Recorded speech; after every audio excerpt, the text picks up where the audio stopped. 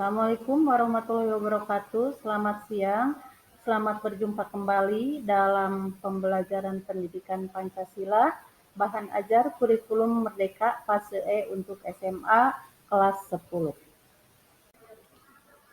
Baiklah anak-anakku, kita mulai saja ya dengan materi penerapan Pancasila dalam konteks berbangsa, di mana tujuan dari pembelajaran pada unit ini, peserta didik diharapkan mampu mengkaji, menerapkan nilai-nilai Pancasila dalam kehidupan bermasyarakat dan berbangsa sekarang ini.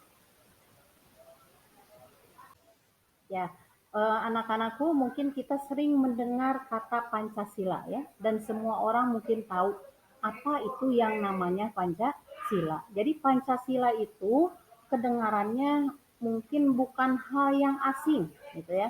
Kita sering mendengar Pancasila, Pancasila, Pancasila.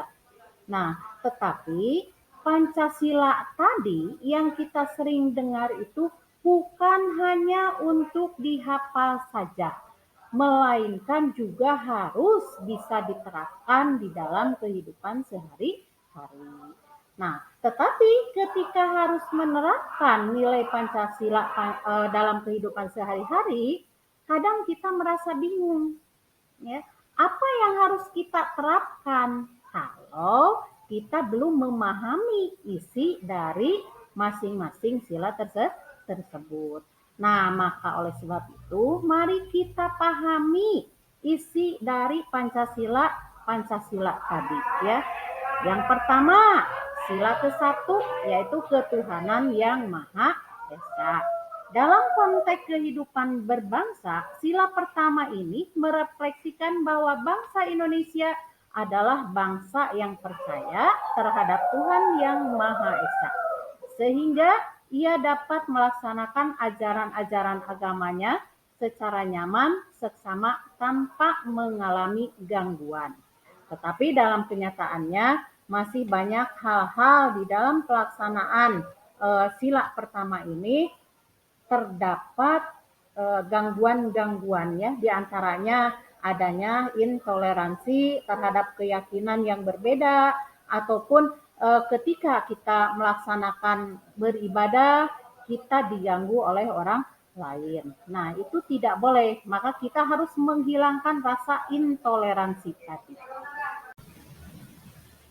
Ya, sekarang sila kedua, kemanusiaan yang adil dan beradab. Sila kedua ini memberikan pengertian bahwa setiap bangsa Indonesia dijunjung tinggi, diakui, dan diperlakukan sesuai dengan harkat dan martabatnya selaku ciptaan Tuhan yang Maha Esa. Karena itu, sebagai warga negara, setiap manusia Indonesia memiliki derajat yang sama, hak dan kewajiban yang sama, sehingga segala hal yang melanggar kemanusiaan seperti perundungan, bullying, diskriminasi, kekerasan antar sesama tidak dapat dibenarkan oleh sila yang kedua ini ya.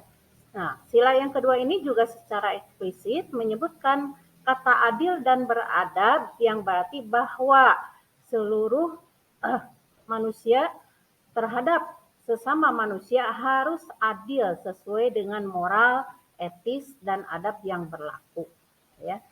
Nah, contoh misalkan hak dan kewajiban warga negara Indonesia itu sama. Hak sebagai warga negara Indonesia, semua warga negara Indonesia kita itu mempunyai hak dilindungi oleh negara tanpa harus membeda-bedakan ya, warga negara yang mana. Atau misalkan kewajiban ya, kewajiban yang sama. Semua rakyat Indonesia berkewajiban untuk membela negaranya, gitu ya. Tetapi di dalam keseharian masih banyak kejadian-kejadian yang tidak sesuai dengan sila kemanusiaan ini. Contoh, misalkan di sekitar kita masih banyak adanya perundungan, diskriminasi, ujaran kebencian, bahkan kekerasan terhadap peserta didik. Kemudian sila yang ketiga, yaitu Persatuan Indonesia. Nah, di dalam sila ketiga ini memberikan syarat mutlak kepada setiap bangsa Indonesia untuk menjunjung tinggi persatuan Nah, persatuan di sini bukan bermakna terjadinya penyeragaman dari keragaman yang ada, melainkan sila ini setiap bangsa Indonesia yang beragam diminta bersatu padu, kompak, tanpa perpecahan untuk sama-sama memajukan bangsa dan negara Indonesia, ya. Nah, bagaimana Bu? Kan kita itu banyak terjadinya keanekaragaman seperti agama, bahasa, budaya, dan lain sebagainya. Nah, itu dijadikan sebagai harta negara, ya. Dan kita walaupun berbeda-beda, kita tetap harus bisa mempersatukan antara yang satu dengan yang lain. Nah, maka oleh sebab itu harus ada alat pemersatunya, di antaranya yaitu adanya bahasa Indonesia ataupun adanya Sumpah Pemuda. Ya, walaupun mungkin di dalam kenyataannya masih banyak ya kejadian-kejadian bangsa Indonesia yang ingin memisahkan diri dari Indonesia gitu. Dan itu mungkin menjadi suatu PR buat kita gitu ya. Berarti kita itu harus bagaimana supaya dengan adanya keanekaragaman tersebut kita masih bisa bersatu antara yang satu dengan yang lainnya. Sila keempat, kerakyatan yang dipimpin oleh hikmah kebijaksanaan dalam permusyawaratan perwakilan. Dalam konteks berbangsa, sila ini menegaskan bahwa segala keputusan di lingkungan masyarakat harus dilakukan dengan penuh hikmat kebijaksanaan melalui mekanisme musyawarah. Karena itulah untuk melaksanakan kegiatan atau program bersama di masyarakat harus ditempuh dengan cara musyawarah. Prinsip musyawarah ini menyadarkan kita bahwa setiap bangsa Indonesia memiliki hak, kedudukan, kewajiban yang setara. Dengan demikian kita tidak boleh ada seseorang ataupun kelompok yang merasa paling berhak dan paling benar. Kemudian sila yang kelima, sila yang terakhir, ya, keadilan sosial bagi seluruh rakyat Indonesia. Keadilan adalah nilai universal yang harus dipraktikkan oleh setiap bangsa Indonesia. Nah, keadilan di sini tidak berkaitan dengan keadilan hukum.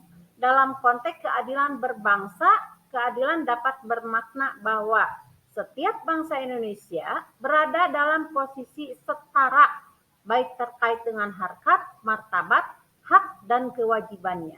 Karena itu, tidak boleh merendahkan orang lain karena status sosialnya, jenis kelamin, agama, dan budayanya.